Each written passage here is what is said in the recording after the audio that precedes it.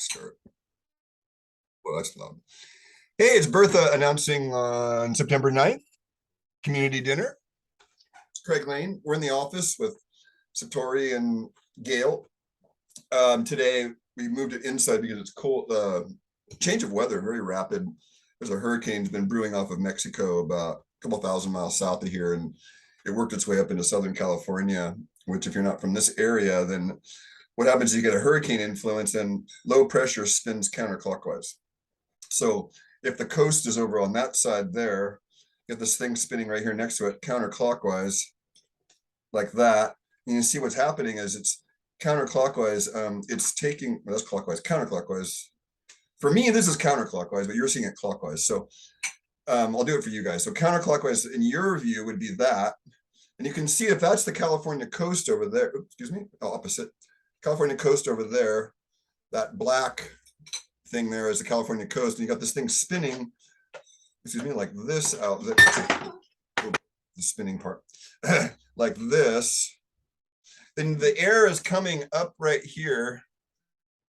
The air is coming up and then going back down. So you have this big movement of air, an air mass that could be thousands of miles large. And what the heat wave was that, because it was pumping air up.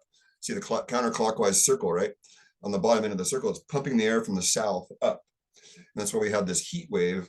It's artificially made. If you looked at the satellite imagery of the Eastern Pacific, you would see it, but I've stopped looking at it because I have PTSD.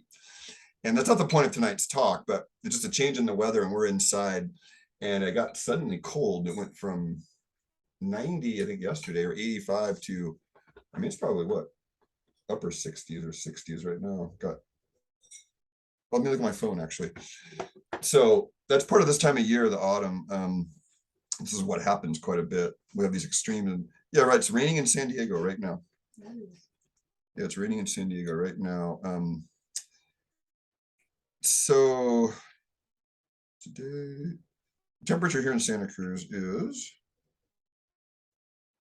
we're just saying how the change in temperature, 65 right now. But it feels cold relatively so, right? Because right now it's 100 degrees in Shasta. In Santa Barbara, it's 83 degrees. And Santa Barbara is supposed to rain tonight in the middle of the night.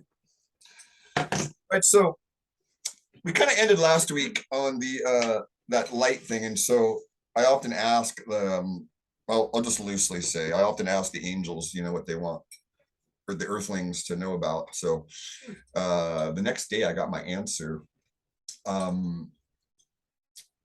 There's this thing that my teacher called, Adyashanti called spiritual bypass. And there's various spiritual chiropractic adjustments we make. We call them yoga, tai chi, breathing, pranayama, the Bible, prayer. And in the end, they're practice management for this earth suit body thing. Because ultimately we use the practice tool to validate a feeling inside, and the feeling inside should be the direct gnosis. We shouldn't need the exterior tool to validate what's coming through us, but because we're so brainwashed and programmed in this world by Satan's minions, you might even say, Satan's minions, then we have all these layers of conditioning over the original self that knows. It knows directly and immediately. There's all these layers over it of conditioning and programming. If you think of yourself as a computer, then the consciousness that's the original, you could say the original sin, because sin in Aramaic means you missed the mark. So you wanted to go here, but you actually did over here. That's what all it is. There's no morality involved in it whatsoever. So the original intention, so the original sin is not because you were born broken, but because you were born 100% well and made broken by the powers that be in this life. That's my premise. I'll just throw out there. Misdirection, gaslighting. My favorite point that I still make up was the Janet Jackson Super Bowl Sunday nipple showing. Big outrage about that. But it's okay to show children violence and robots blowing up other robots. That's okay. But a life-giving nipple, heaven forbid. Heaven forbid. It's okay to show knives and stabbings and murder and death, but a nurturing organ of the female body. Oh, hell, no, no, no, we can't see that. That's terrible. You know, and there, you could go on another tangent around that. I've been in a lot of spiritual gatherings where you wear a lot of clothing so you don't also, you know, you don't run around with your breasts out or your cock showing, because it just provokes other people to get out of equanimity, you know, right? So I don't know, there's a word for that. In they used to talk about Mount Madonna. You go up there and you had to wear, you couldn't even wear shorts at the really tight retreats, the really tight ones, because the legs might provoke someone's sexuality. Sure. You know? And so there's value in being modest, you know, too. So this spiritual bypass thing goes up to this point. The metaphor I've been telling people is, you got the gargoyles on the stairs up into the bank or the church, you know, and those gargoyles are, oh, you missed, were you here when I talked about this? Oh, you're like this. So the gargoyles are there for a reason. It's a symbolic reason. Go ahead, keep talking. So that's why I like the discussion part. So if you're watching this video, you could imagine, you know, I talked about this last week. So if you're a regular listener, then you've already seen the lesson. So the gargoyles are there because it relates to this spiritual bypass. It relates to this, you must become enlightened from your enlightenment. You must become enlightened from your enlightenment. In other words, if we think we know what's going on, we don't know what's going on. As soon as we make a claim, the opposite arises to counterbalance that in the world of duality. It's just the way it is. And I had somebody earlier that said, you know, I caught her in a contradiction, so I just called her on it. You know, like, so you say this, but your behavior shows this. So you're caught in a contradiction there, and we all live it out. So my point is that the only way out is truth. And that's why those of you who watch me and hang around me, it's like the first thing that I'm willing to do is out myself for my sins, because I just missed the mark like the rest of you, you know, throughout the day. You know, I ain't perfect. Perfection isn't the goal, actually. And so there's this point where we just have to say, like, you know, you go to the doctor and it's like they go like this if they don't know. Like, you rarely hear a doctor say, I don't know. I know. Right? I know. Yeah. Right? And it's like, there's nothing wrong with saying I don't know. Mm-hmm. There's nothing wrong. I'll go find out the answer, you know? Nothing wrong with I don't know. And that's the humble spiritual mind anyway. It starts humble, right? I mean, that's the beginner slate. All the Jesus metaphor, you know, the rich man. He doesn't mean money. He means rich in concept. The richer you are in concept, the harder it is for you to understand God. Why? Because you already know. Therefore, you're not open to the unknown. That's the point I'm trying to make tonight, is if we can't be open to the unknown, and every time the unknown comes into our lives, we have to do an adjustment. Like, oh, I don't feel comfortable. I better say my mantra, or I better do my practice, or, you know, heaven forbid, just sitting with it. Ooh, I have to sit with pain and discomfort? Because that's the only way through it, is to experience it. And so in my practice, I tell people, I'm here to give you an experience you can't deny. Because once you have the experience, you don't, the concept falls away. The concept of what you have the concept about becomes an experience, and then the concept is worthless because now you have a direct knowing. And Carl Jung spoke to this. He doesn't believe in God, doesn't have faith in God. He knows God directly in every moment. But as soon as you start talking about it, then you run into trouble. So the pointer is, the more I know myself, the less I know about myself. The more I know myself, the less I know about myself. You get that pointer? Yeah.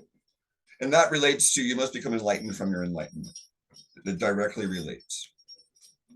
So that's what my observation is. So we're talking about light, and the light represents the known, and the dark represents the unknown. And then there's a third element, the unknowable. And that's in the churches and in the synagogues. There's a point in the upper level, you can't say the name of God. Why? It's not because you're sinning or you're going to burn in hell or anything. Why?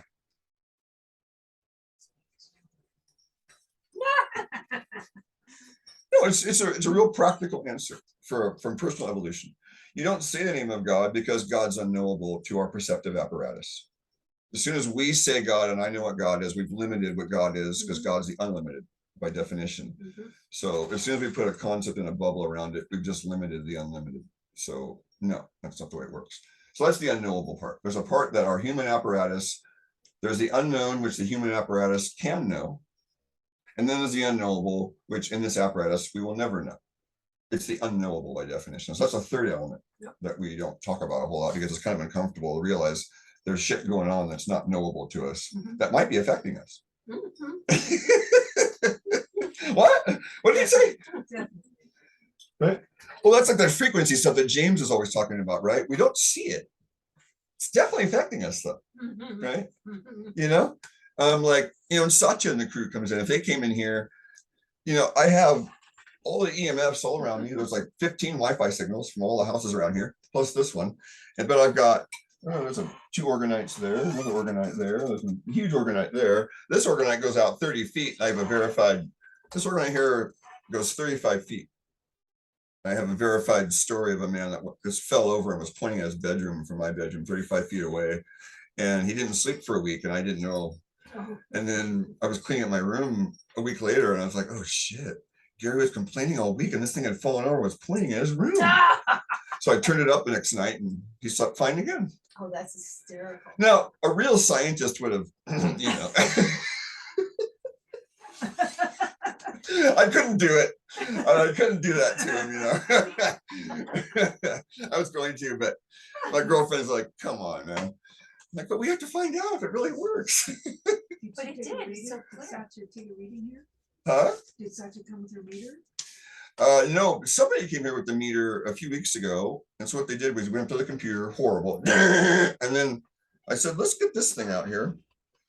So, and then it's like dropped 40% over here over this thing. So I know this shit works. So this doesn't change, it doesn't get rid of the energy. So this room has a lot of chi in it. Why? Because this thing's an energy, it's a big energy device full of yang.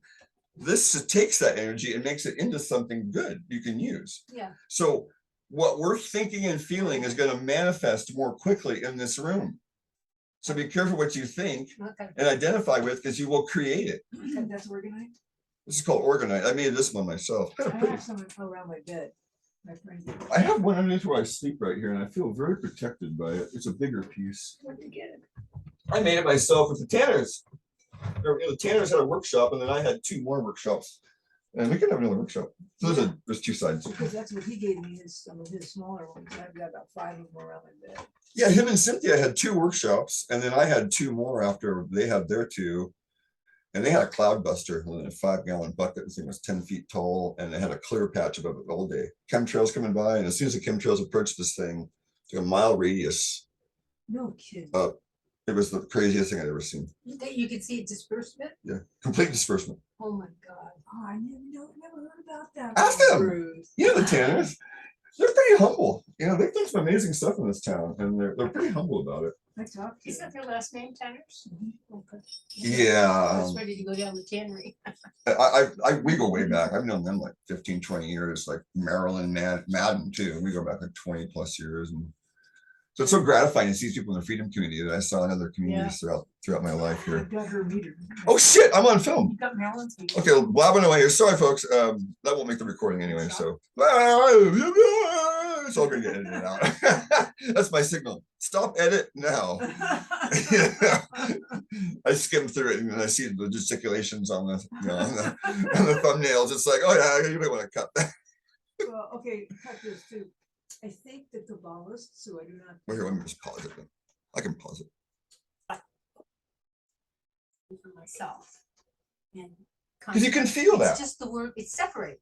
So You if can I'm feel thinking it, that and it separates That's right. me, That's that's a very simple way of looking at it. Is that separating me from myself, having that thought, Yeah. or being with that person. But I'm really fussy about that right now because I'm so exhausted, you know. So That's a perfect segue. And then, because see, me saying that's a perfect segue is my another signal to start the editing process.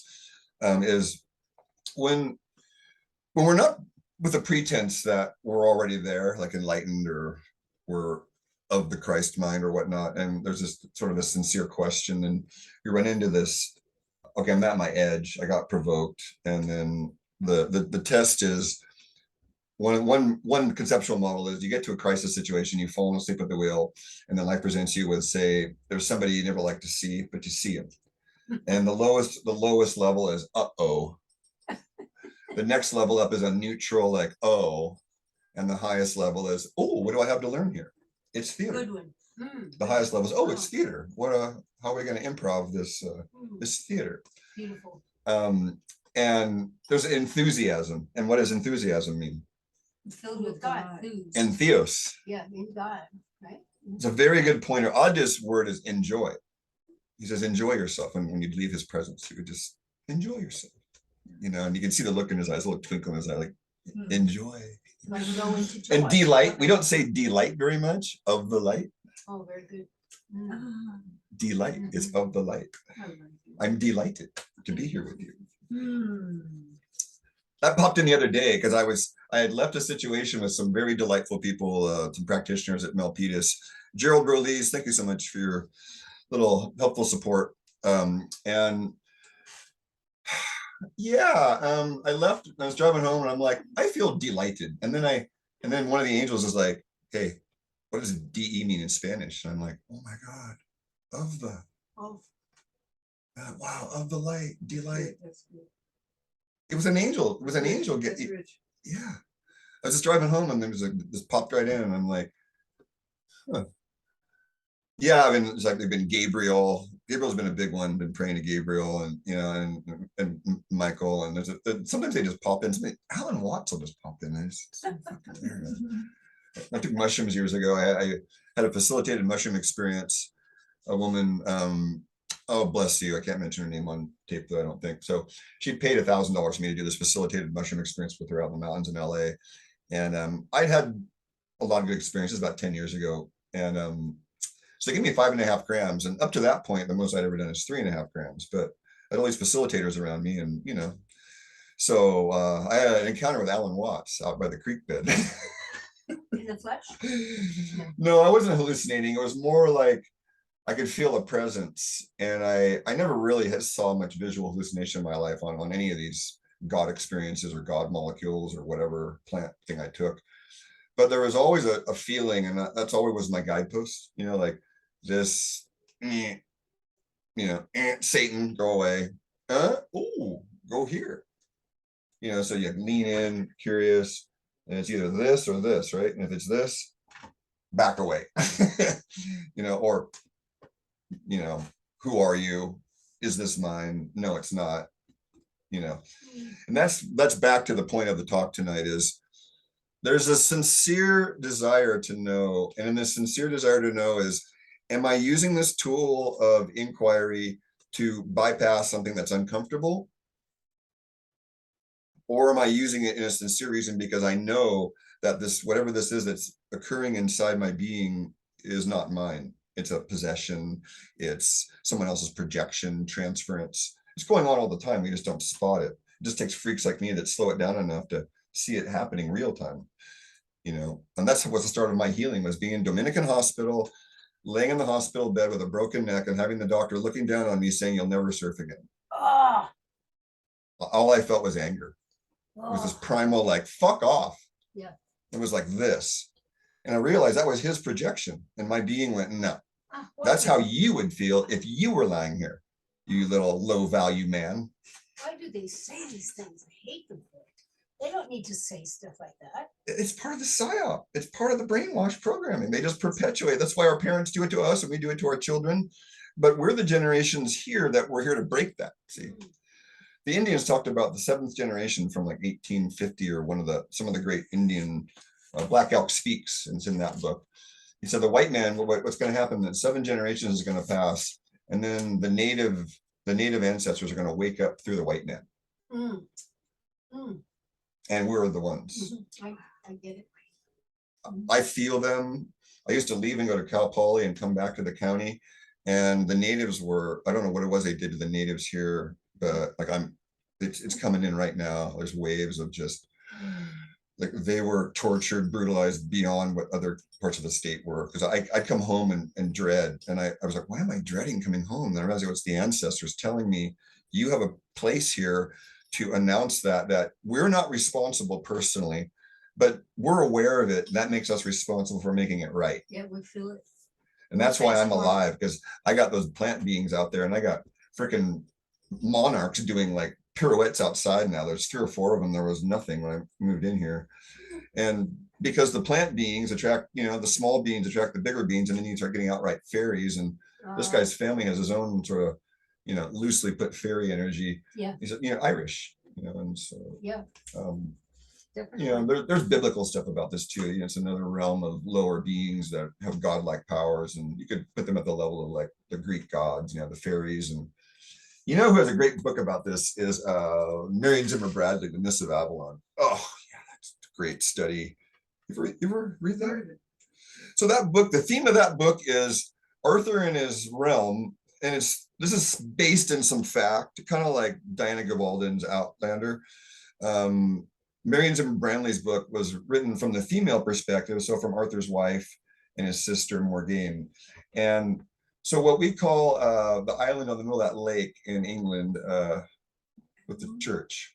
Well, Avalon is in the same place as has the bells of Gloucester, or so that island is a parallel universe. And so Eden is Avalon. And if you could part the mists through knowing or a spell, then you would go to the parallel universe and arrive at Avalon, which was an Eden-like island run by women. And if you couldn't, then the things would remain normal. You'd end up on the church on the island in England, whatever that. So that, to me, that's there were places like this all over the earth, and the series Lost points at this. You ever saw Lost? Great, just so good. Yeah, they point at some of this Eden stuff. Books, not movies.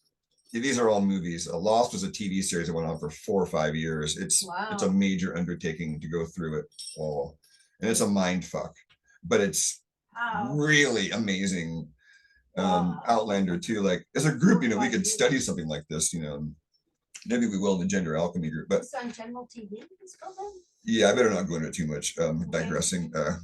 So it's back to, so if you're watching this, and like the average view time, by the way, is about 20 minutes. So most people don't make it this far, but if you have made it this far, or you fast forwarded here, hey, here you are. And I take tidbits, I take little segments out of the videos, little 10-second segments, and I'm not going to watch a whole hour video. So I just channel. I say, God, show me the places I need to go. Okay, 4 minutes, 10 seconds. Oh, that was quite brilliant. I'll take that one. God, 6, 7 minutes, 30 seconds. This works quite nicely. Saves a lot of time. Yeah. Just use God. Yeah. Right on. I better start doing that. Yeah. It's that discernment point. That's kind of the same point about this sincere desire to really know the truth. And do I have the book with me? Adishanti has a poem about this, and the poem book that's called "My Secret Is Silence." And he says, imagine that you're playing poker with God, and you're only in the game when your very life is up on the table as the bet. That's the metaphor he's got. Like, you're only in the game when you want to know what way it is so bad that you're willing to give everything to know. And I did for 14 years. I ground out silence from age 25 when I had my first experience, 39, which finished my seeking days. It's all been backwards work since age 39 for me, last 18 years. I got to now, finally. It's literally that simple. There is no enlightened self. There's no halo enshrouded Craig. Everybody finds out the same thing. Oh, things pretty much going as they were before. You just know the way it is now. Interesting. And some people cry. I cried. I alternated crying and laughing for 3 days. I was up in Mount Madonna here with my girlfriend, and I don't know what I would have done without her. Like, she held me for hours, just speaking in tongues were part of it. Just insane bipolar changes. My whole being was changing. Being realigned. I could feel like someone on a circuit board behind me going, changing the circuits on the circuit board. I literally call it the switchboard now. like when insights come in, it feels like they come in from behind, and there's a light back there a lot now. I talked about it quite a few times in a few talks, but there was a point 5-6 years ago, I was riding my bike along up on the mountains here in Happy Valley. I kept turning around thinking there was a car behind me, and there wasn't. And then I kind of wrote it off, and then a few months later, I'm driving my car, and I'm on this night, and I keep turning around, what the fuck is that light? And I'm like, fuck, there's nothing back there. It's coming from here.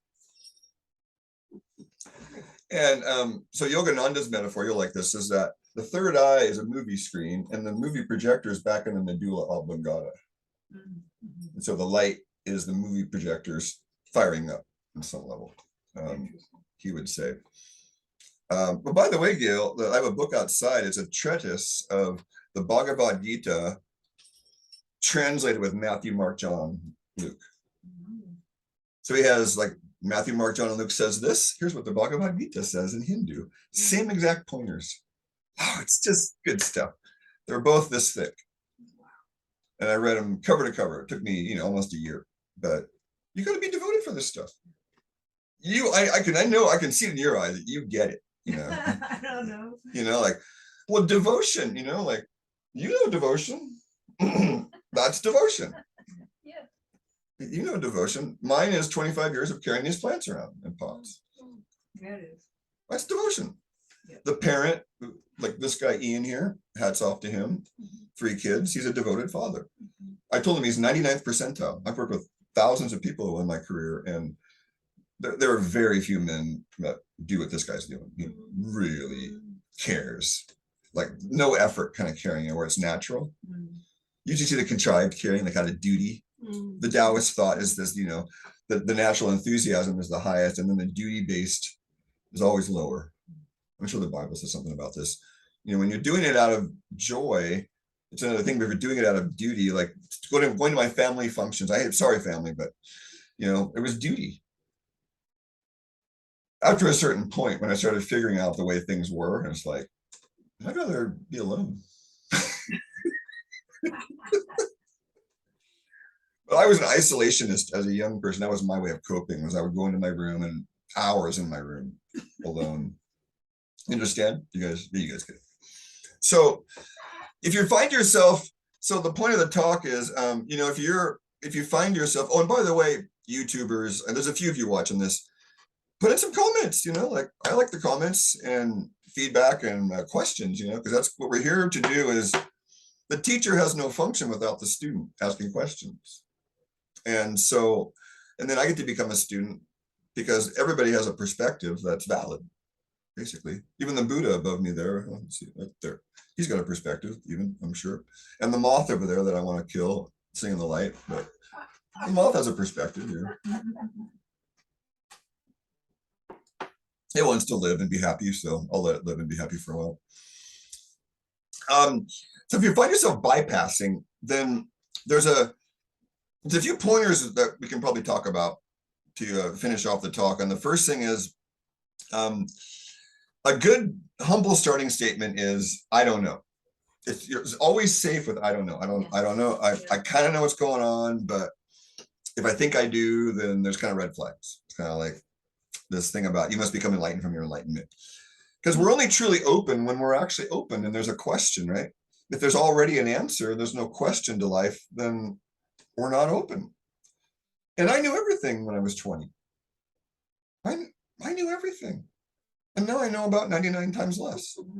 You guys get it. You know everything when you're young. All those old people, they don't know what the hell's going on. That's what I used to say to myself. And I'm like, oh, I see. I get some experience where you can make any kind of statements like that. You got to live it. So that's the point. So if we're not embodying our realization, if we seek the light, and I live in Santa Cruz, California. I grew up in the South Bay, and I'll tell you, this is the seeker's paradise here, and the seeker that's avoiding themselves. Because the only place we ever escape from is the external world. We never escape the internal world.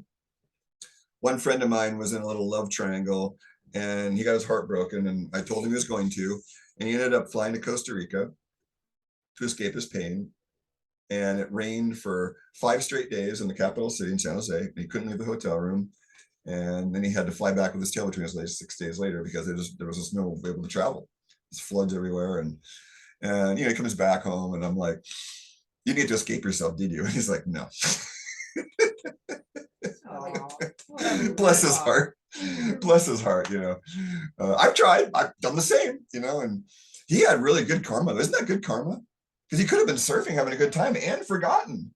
But God said, no, we're going to make you sit in your hotel room for 5 days.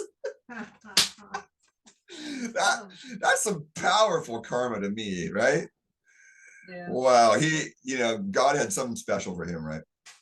And I know I've known this guy for a long time. So bless you. You know who you are if you're watching this. I don't know if you watch my videos or not, but I can't say your name, so I won't. But you know who you are.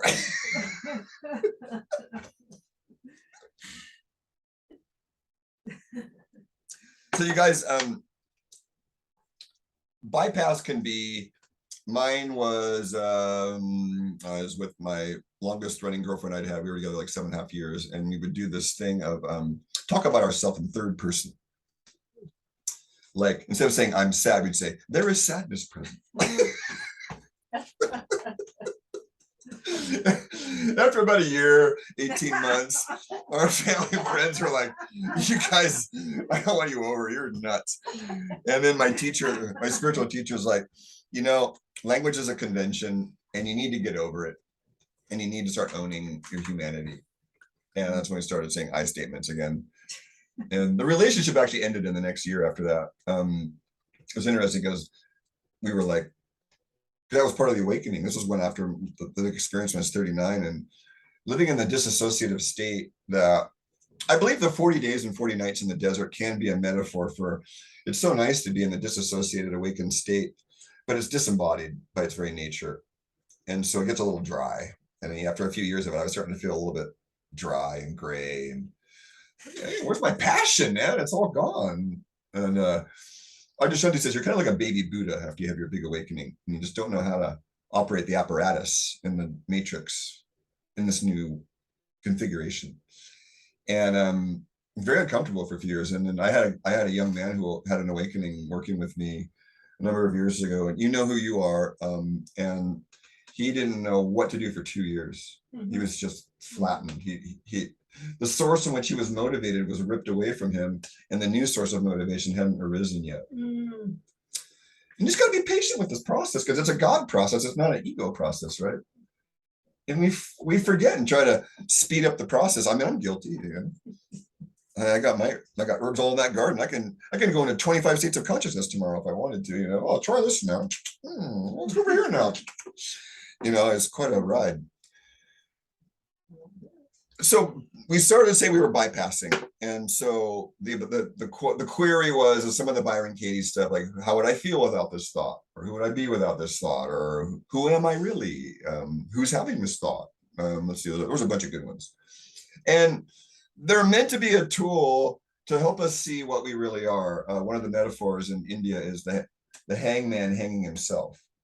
The inquiry of who am I really destroys the one even asking the question. Destroy is a poor metaphor. It's masculine. It transforms the one asking the question. How's that? More neutral. I'm trying to avoid the masculine metaphor, like destroy in a mixed audience that may not fly. So transform. How's that? Alchemize. Transmute. It's okay. Yeah, it's there. Awesome. It's there. So you guys have you've been around the block, and I have too. So I'm hoping that people that are young, like I got a guy that who you are watching these videos up there in North Bay. He's one of my younger friends, and I really dig this. He's probably 35, I think. You won't remind me how old you are. Hopefully, when next time I see you.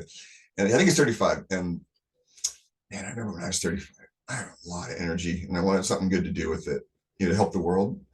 And he's that kind of guy, and it's just so dear. It's like looking at myself going, oh, I'll help you, because I had men my age that did help me when I was his age. And the difference now, though, is that, I had one elder when we opened a restaurant in San Luis Obispo in 1996. One of my elder friends invested $10,000, and it would be very difficult to do that in today's environment.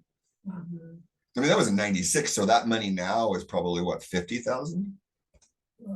The value of money, 20,000? Would have doubled by since 96? 50,000? I would. 10,000 would be 50,000? Yeah, maybe more. Remember a penny, 99 cents, you know, it's like a penny's worth 99 cents back then. So, you know, folks, the world as we know it has been shaped and transformed in part by beings that we neither see nor understand on some level, you know. And you could watch David Icke, and he's got some pointers, and you could read the Bible, and you know, I pieced together through a lot of different freakish experiences and readings and people like Gail. Because if we're sincere, then the apparatus here, there's a point, like from personal experience, I'll just say, I know when I'm bypassing now, and if I don't, then I get out my little heart math meter now, and it tells me when I'm in coherence. And so based on experimentation now, I did a full yoga practice, got myself in a nice state of mind, ate really great, and hooked myself up to that thing, and it stayed in coherence. It didn't even leave coherence for more than 5%, 10% of the time, versus all the other times it was only in coherence 5 or 10% of the time. If I just don't do yoga and don't take care of myself and have bad thoughts, the thing is direct feedback. I'm either in the coherent zone, the God zone, or I'm off in the land of Satan with my realms of demons taking control of my thoughts. And I don't get to get away with it as an absolute statement. That's not the way my path has been. I've got to continually choose throughout the day. And that's just the way it's been since I was like 4. I used to talk to angels when I was 4, and my mom talked me out of it. You can't talk to invisible beings. People think you're crazy. So I forgot for about 30 years. Didn't come back till I had my awakening at 39, actually 35 years later. So there's a process for each of us. And you see a guy up here sort of teaching in the teacher chair. And I'm doing this because it's give back time. And I'm trying to lay some breadcrumbs for those of you that really the front of the nutrition, the health alchemy, it's all a front, folks. I'm trying to help you become another rose blossom on the rose plant of humanity and blossom. I use metaphor as humans are like, our souls are like flowers. We blossom and fall away. We blossom and fall away. And not many people get to blossom. They kind of get like, you know, those flowers. It's so sad when you see a flower like a rose, and it doesn't, it just kind of goes like that, and then it never really opens. It kind of, oh, no. You know, and you see that with people. You know, it's like, oh, because I usually see people's highest potential. My entire life, I'd have experience of being with someone, and then I'd talk to somebody else, and they'd go, that person's an idiot. And I'd be like, wow, it's not what I saw. I saw this great person. Fascinating. You know what I'm saying? It's like, wow, because we all have all these perspectives, right? And, you know, one's not necessarily more valid than the other. So who was that author? I really loved. I studied him in college. He had a book where there was a story about the same situation in this house. William Faulkner, thank you.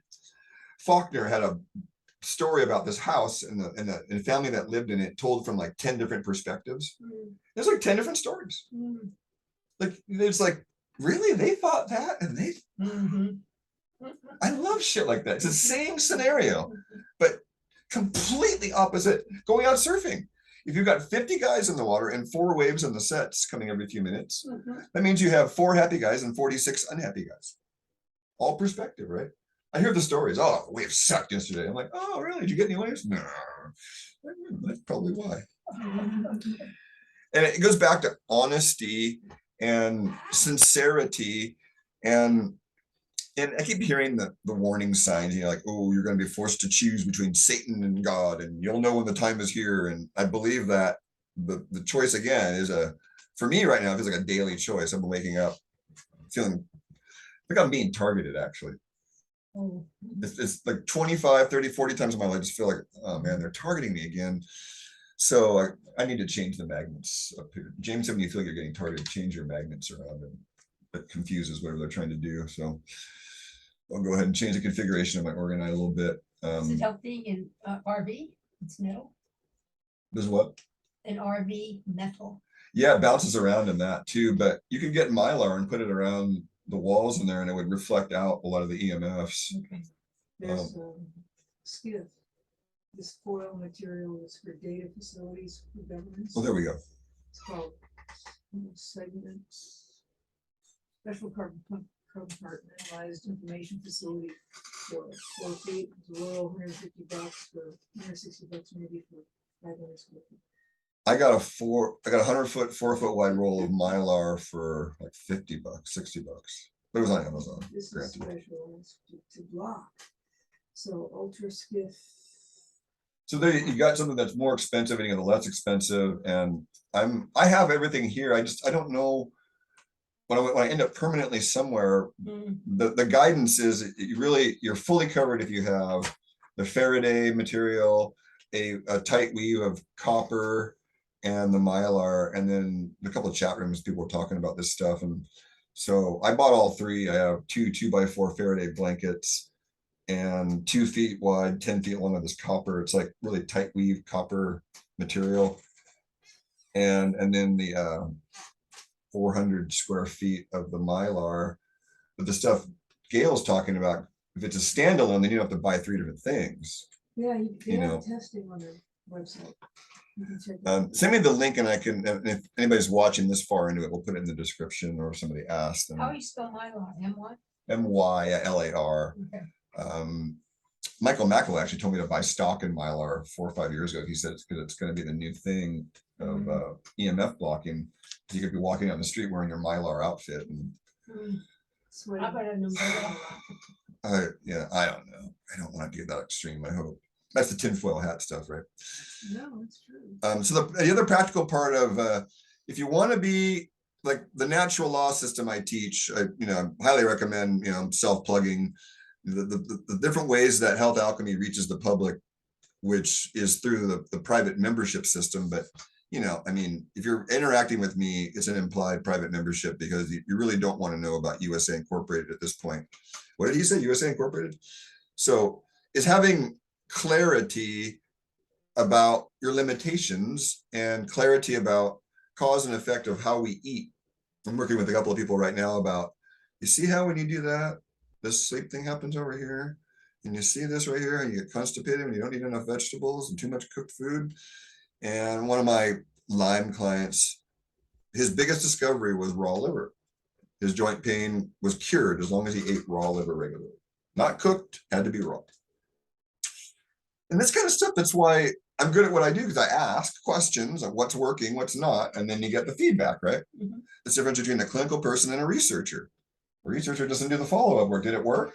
Oh, it didn't work. Okay, let's cross that, And I don't like raw liver, but if it's getting results, I'm eating it. Every day. Maybe a smoothie. I finally reached the point where I've got this teriyaki marinade with a little mustard, a little lemon, a little extra salt and garlic. And the marinade's so strong that after 24 hours sliced thin, the marinade completely consumes the liver. And it still has a little bit of the weirdness, but today I found myself enjoying it, actually, a few bites for the first time. I was chewing on it for more than a few times as I was distracted on the computer as I was eating. And I was like, a few minutes went by, and I was like, yeah, liver's been in my mouth for a few minutes. That's Where'd you actually... get it? Well, my latest one was from Water Buffalo from the Miller's farm in Pennsylvania, but I don't know how long the meat supplies are going to last, because part of the PSYOP is they're trying to take down that place. What about fog line at the market? Yeah, Fog Line's good with the chicken livers, and the newly from the Whole Foods and the staffs, their butcheries seem to have pretty good looking livers in there. If cow liver, you can always ask if it's not out front, sometimes it's in the freezer. And there's liver supplements, hey, Ancestral, I wanted you guys to give me an affiliate client, and you wouldn't, but I'll still plug your product. So Ancestral Supplements has a pretty good Is it grasp. okay if it's frozen? Yeah, I have a friend, the guy who's cured of the Lyme. He said he freezes it and cuts these little tiny cubes and just kind of shoves them in. He doesn't like it either. Yeah, if it works, So for him, it's like a diet pill. He just pops some of them in like pills, and I'm like, yeah, that works. What about Gerson's dried capsules? Yeah. So Gershon was actually doing liver juice back in the day, and so Standard Process has the liver, the raw liver in theirs. That's the way to go. I take other things. Yeah, Joanne just bought 4 of the Cataplex B core there, And Cataplex B core is their completely food-based B. First ingredient, raw cow liver. All right, sounds good. So with liver, you get vitamin A, all the B's, not much C, but you get some C, the right amount of D and F together with a little E. You get the right balance of zinc and copper. You get the right balance of iron in with it, but it's a whole food form of iron, so it doesn't force your body to use it. What other? There's a bunch of good stuff going on with liver. Wait a minute, this is in a capsule that you have here? I'm just talking about liver in general. You know, this is what you get from liver. Oh, I see, this is from the liver. Okay. Yeah, and the Cataplex B core, anybody can buy that on my website too, by the way. It's, you can't see it, Gail, but that's a little white thing. It's all sold out. A little tray next to the green one there. That's, I always carry 4 in stock, and Joanne wanted all 4. I don't know if she's carrying a big stock or not, but I'm like, sure, I'll put it aside for you and order 4 more. So does it have everything in it that you just mentioned? Well, I like that product because all the B vitamin rich foods are in that product. So it's got the nutritional yeast. They grow their own chromium rich nutritional yeast. It's got the liver. It's got beets. It's got sweet potato, which is quite odd, I found. It's got, this one has rice bran, one has wheat germ, and wheat germ does not have gluten, folks. So get over it. Neither does wheat germ oil. Oh, gluten! It's like, it's the germ. Jeez. Yeah, I'm curious. So there's a couple other ingredients. Oh, there's cow adrenal.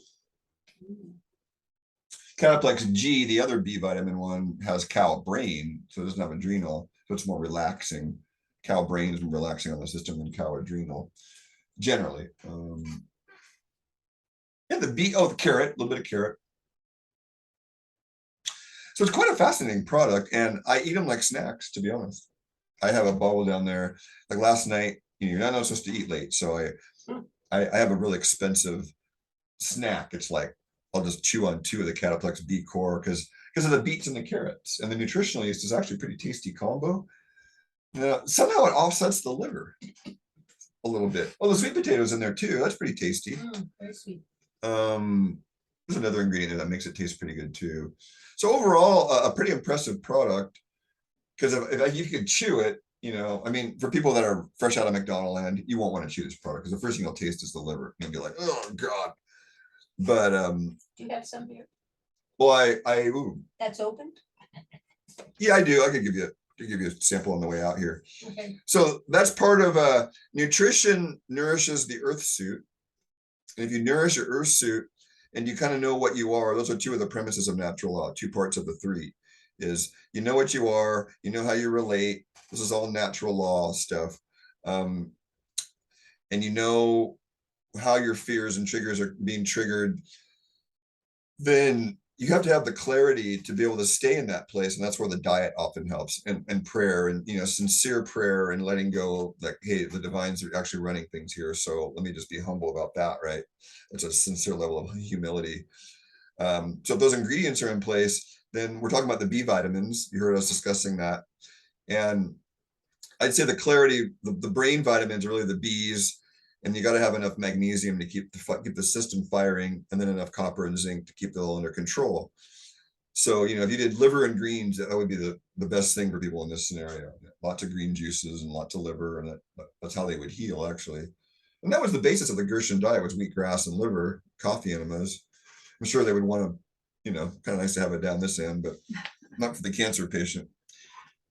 And one of the premises of cancer that I'm reading, William Kelly's book, One Answer to Cancer, and he's a very simple way of putting cancer cells are basically cells that they're anaerobically inclined to digest, and it's not like they're opposed to human cells. They're just sort of like human cells that probably should have died but didn't get the signal to die, and they mutate into these other things. And it's a pretty simple model. I could probably break it out next week and see what the actual quote is. It's quite eloquently put. So that's the darkness. When your own cells change the way that they metabolize, and they go into sugar metabolism and anaerobic metabolism, well, you can measure that, but you're not going to be clear, is another point here. So you get your B's and more raw in general. your liver and your greens. And if you're a vegan, vegetarian, then, your nuts and your seeds, and still lots of greens though. And you're going to need some special herbs. Most people can't do on the vegan lifestyle in this climate. And then the final part is, if you understand the game going on, the theater, and that's kind of USA Incorporated, I loosely refer to. So out of the 22-hour classes in natural law, for example, probably 8, 9, or 10 of them are, so it's 3 parts, are based in this. So one of those classes is called Claiming Your Power. It comes after the foundation of health, of understanding how we choose, my chooser. And because that affects blood sugar, that's our chooser affects our blood sugar, which affects our insulin. And insulin's a primary hormone because it's directly under our control by what we choose to eat. A lot of the other hormones aren't directly within our control. And we can affect our stress hormones, certainly, by not letting ourselves get in these disharmonious states, So it's kind of a plug, but it's also, we're talking about the darkness and the spiritual bypass, and this resting in the mystery where the gargoyles of the known, and we walk past them into the unknown. And as a race, as a human race, we're sort of doing that now. We're, a lot of people are being pushed to this place of, I don't know, it's so weird. It's so weird. All I've got is my faith. I mean, that's how what it is for me. Like, wake up every day, I'm like, another day. Yep. And I regularly read the Khalil Gibran poem about love, because it ain't pretty and sweet. It's reality. And Adia's short version of it is, every love sheds a tear. To know the pain of too much tenderness is one of the lines in Khalil Gibran. To know the pain of too much tenderness. Wow. To let love wound you willingly by your knowledge of what it is.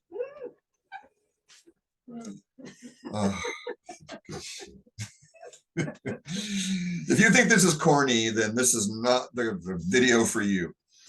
But if your heart melts and you go, wow, he's pointing at something. Because when I heard some of these guru people talking when I was a young man and very suspicious, there were statements that they would say, and it would just land, and it's like, the translated word is, the truth is self-evident when someone speaks the truth, because it's a frequency that resonates with our frequency of truth and divinity. Versus, did you send me the one about the light, the frequency thing? Were you the one that sent me the YouTube? Man, that was great. I put it on my list. It's 10 minutes long, wasn't it? I don't know. I think it was Leonard Horowitz or something like that. Yeah, it was brilliant. Because they tune the music to this inharmonious frequency, and I actually put it in one of my essays, the little triangle he shows with all the frequencies, how they're all aligned. And so like he's got 432 on this machine as for the frequency to do the water, but I put in the 5, I wrote it down, this on a sticky right there. I put in the 528, and I meditated with it with the 528, and it definitely caused a different kind of, I get really dreamy with that thing, and different dreamy stuff with 528 and 432. Okay. Certainly with the water machine. So you like 538 better? I wouldn't say better or worse. Just different? Huh? 528. It's on the machine right there. I think it's 528 and 432. I think that's what Audubon Rice says is the frequency of love. I think that's right. It's at the center of this 9-pointed triangle, and that's the one that's at the center of everything. And so the musical instrument thing was, I think it was Bob Marley and maybe Jimi Hendrix. That's why they always sounded out of tune, because we were brainwashed into this really chaotic frequency. All the musicians were like this F minor thing I was reading about in musical theory. Yeah. Can I say something? Can I say something? You want it off tape? Maybe. Okay, let's just end this talk then. Hey folks, the long and the short of it is, if you understand the game going on and have the humility that to know there is a game that's going on underneath your known. I mean, if you still believe in the media and you're watching this, then our group has a big piece about, be ready that you might get emotionally flattened by the truth, and that's why we don't let people in our circles until they have that time, because you can be violent. you know, and Mhm. I was for many years a lot of anger when I woke up in a teenager, age 15, the way the USA actually was. I was violently angry for like 10 years. Took me to gas it off. Good 10 years. So I had my awakening at 25. Yeah, 10 years. Then I had my awakening, and it was like, oh, there's a love that I never understood. And wow, okay, this is a game changer. It was the first taste of pure love at age 25 in a meditation. I was like, yeah, there is a God. I know it now. No doubt, you know. Okay, folks. So that's what we want you to get to, is an experience you cannot deny. So turn off the lights in the house, leave just this video on, and pay attention to just us, and you too could have an experience. Health Alchemy signing out.